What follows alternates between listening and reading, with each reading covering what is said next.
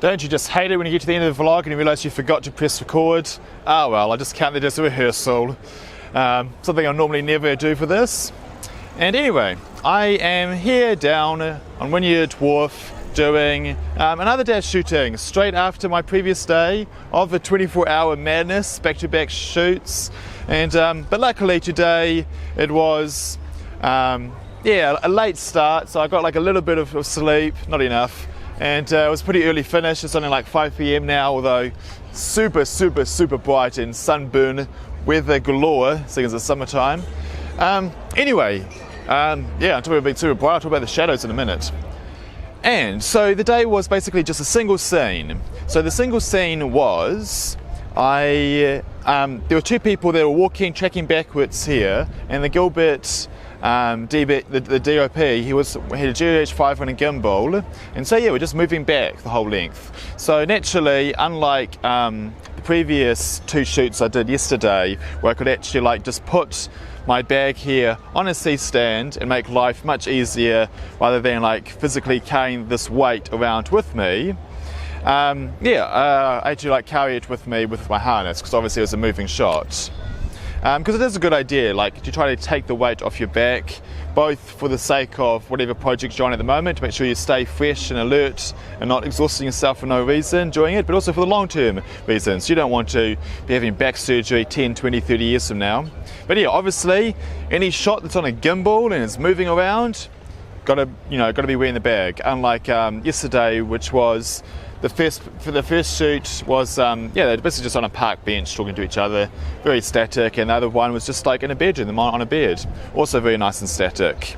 Although there was one moment in the second shoot of yesterday when like the guy was walking into the bedroom and came around the other side of the bed, and while he was talking at the same time. So I actually left my bag still sitting on the C-stand, but with the long cord on my headphones and the long cable from the burn pole, I could just take it off the C-stand and just follow him through that. Anyway, I'm getting a bit sidetracked. So on the topic of making sure your bag is kept lightweight, I normally power my bag with these, there's my gear bag down there. I normally power my bag with these BPU 60 batteries. Because I used to only use BPU 30 batteries with my F4, but I found that the F18 is quite a bit more power hungry than the F4.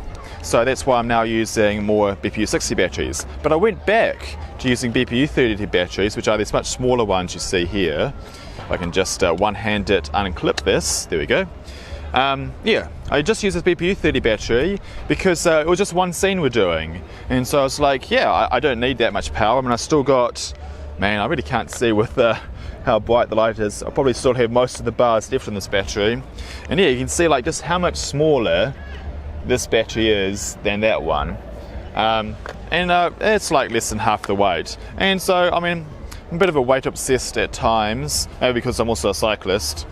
And I like try and save every little gram of weight you can carry in your bag, so that's why I put this one back in the bag and I carried this. And anyway, that's goes in there.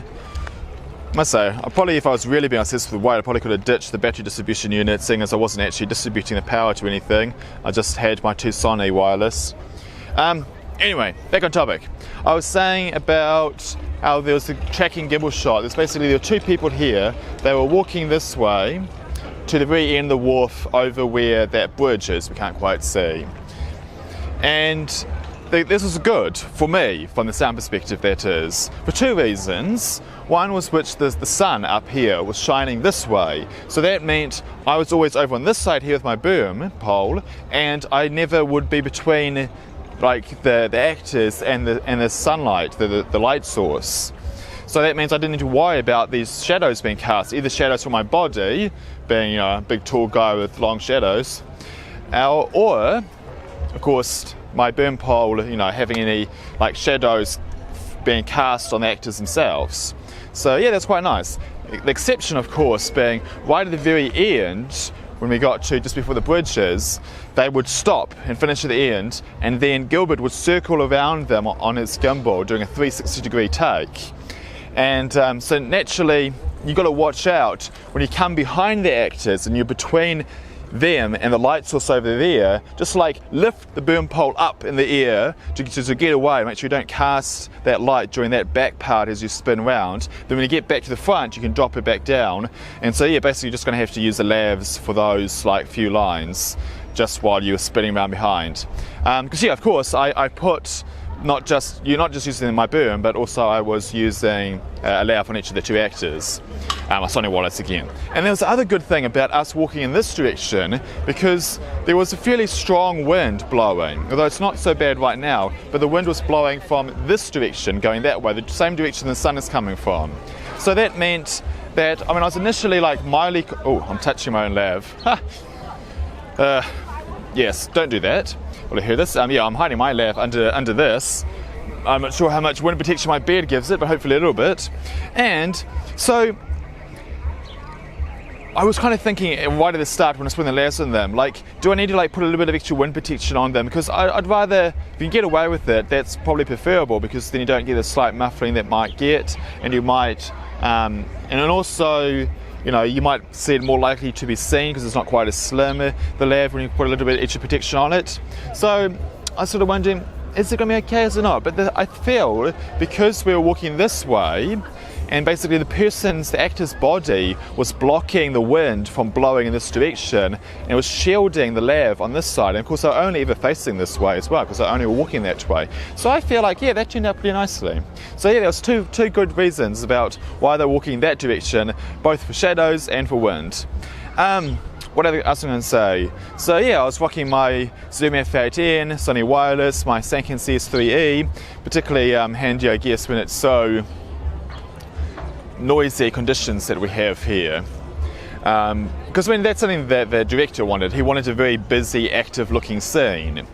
However, a busy, active-looking scene with people moving around also is where these bars who are blaring out their music. Although it's not quite so bad over here, but way over on that side where the black umbrellas are that we can't really see, yeah, that had a really, really loud music being played from that bar. So I did kind of mention to the actors that although you might be sort of wandering around from one side of this path to the other, just in the normal casual stroll that they're meant to be doing, do try to like favour this side here next to where the water is, rather than favouring over this side where the noise sources are.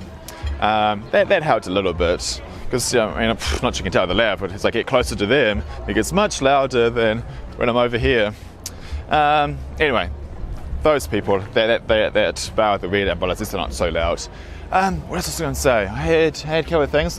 What's the point in doing a rehearsal with a take you forget to record when you still can't remember what you're going to be saying? I think I'll just call it quits now and say that's the end. I'll go cycle back home. Luckily this shoot we're doing was pretty much only like a mile or two from my home, so I can ride my bike to it. I do like my cycling. Yep, over and out.